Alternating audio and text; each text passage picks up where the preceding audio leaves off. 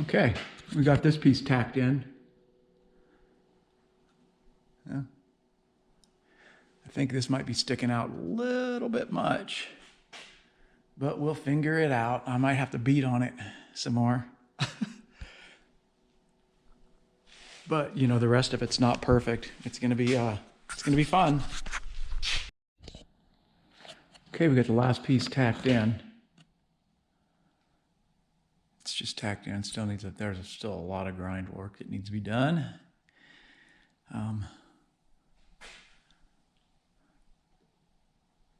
So we're ready to fit the windshield. Cross your fingers, everybody, because this is gonna see how much more work is required to get it to fit, feet to fit, paint to match. Okay, so I went ahead and bent up a piece to fit here. The only thing is we're probably just gonna end up sealanting that in there. But yeah, not bad. For a quickie. Anyways, another tool review of a new tool that I use to do that. I got this thing here from Grizzly. It's a vice brake.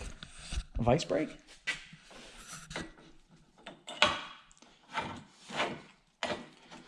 So basically, you line that up like that. Let me get a piece of scrap out.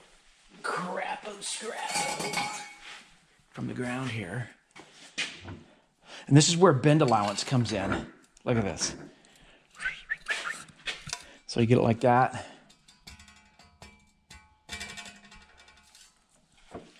Look at this, watch this.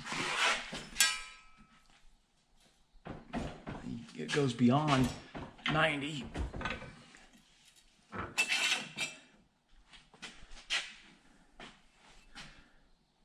And there you go. And before I was just bending stuff in a vise. I'd clamp it down in the vise And then beat it hammer over. And it, you know, the end always was a little bit buggered up because you never could get it Sure was. just perfect. So this guy here is pretty bitching. I've done that before. But we've got this thing here. And I've seen plans to make some pretty good brakes with that. Oh, yeah? But, you know, again, they got to get time to make a brake and not be, I got to make a brake for it and not be working on my truck. So we test fit the windshield. It looks like it's going to work. Oh, we got this done too. Fortunately. This stuff over here. Yep. All of that good stuff welded All in. that thing butchered in there. Oh my God, it looks Frankensteinish. Yeah, but Franken windshieldish. I think it's going to work. Yeah, we're getting close. We're getting close to paint. But you know, the closer you get, the further you get. At least so it seems. Anyways, that's where we're at for now. I'm gonna get this guy here put in there somehow or another's. Okay, so we got, I don't know if I showed this last night. We got this piece made and in there. Just the cowl vent cover thing. This piece is finish welded. Of course, it needs a lot of work in here. A lot of cleanup, and I've done initial grind there, and I'm going to come back with a block that, and maybe hammer and dolly a little bit to see. You know, it's a little bit wavy, it's a little bit wonky. This thing here is finish welded. It's gonna get need a skim coat because it's wonky all through here. And then we got that on. I still got some holes I gotta fill. A lot of welding, and you can see it's all over the place. But it's gonna be waterproof. That's all I can say. So that's where we're at right now. 11.5 by 7.5. That was for that guy there. You can see it came out pretty good. Not perfect. Still got to make two more pieces. There's two more pieces that need to be fabbed and welded in. We got that piece there. And that one's gonna be fun because that is welding right next to the fuel. Man, that's my favorite because you know it's excitement. And then that piece there. And then, golly, we're getting close. Yeah, then it's all manipulation to make it look like it's not as bad as it is. Anyways, that's where we're at. I'm gonna get, well, my plan now is I'm gonna get a block. And I'm gonna block out with 180 grit or 100 grit paper, or maybe 120, depends on what I got in there. I'm gonna block out that top, the part you're gonna see. I'm gonna block it and then read the scratch marks and see if I can dolly a little bit. Maybe I'll bring you guys along when I get ready to do that, and we'll get that going. Okay, this is where we're gonna leave it for now. Just a mess. Looks like a bomb went off in the shop. My goodness. I'm gonna have to get in here and clean up.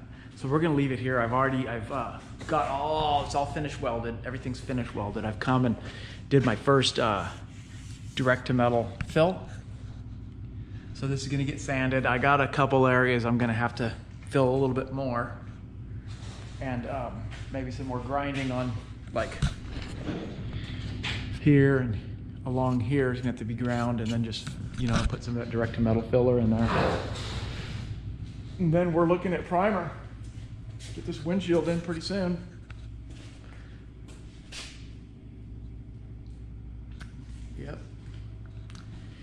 Yep. Yeah, buddy. That's it. That's the end of this episode. Tune in for next episode, and you'll see some more butchery. See if I can get this thing butchered up. So what I've got some epoxy primer. It's direct to metal low VOC from the boys over there at Eastwood. This is what I'm putting for metal surfaces. So it's a direct metal to metal. It's a direct metal filler. I don't like putting like your standard fillers. I don't like putting that on right directly on the metal. I like putting that on an epoxy primer, which is what I'm going to do. Is I'm going to epoxy prime it, and then I'll skim coat again, and it'll be nice. So we're looking like we're getting there. We test fit the windshield. The windshield fits in good. We're getting close to being ready to bolt fenders back on here pretty soon. I'll probably paint these pieces next time I can come in here, and I'm gonna do that direct metal filler in here. Just a little skim to, you know, keep all that dialed in and ready to go. What I'll probably do is metal etch that with some rust preventative shit, because there might be a little bit of rust in there still underneath, because it's like two pieces sandwiched. Just to, you know, a little bit of extra protection ain't gonna hurt. Until next time.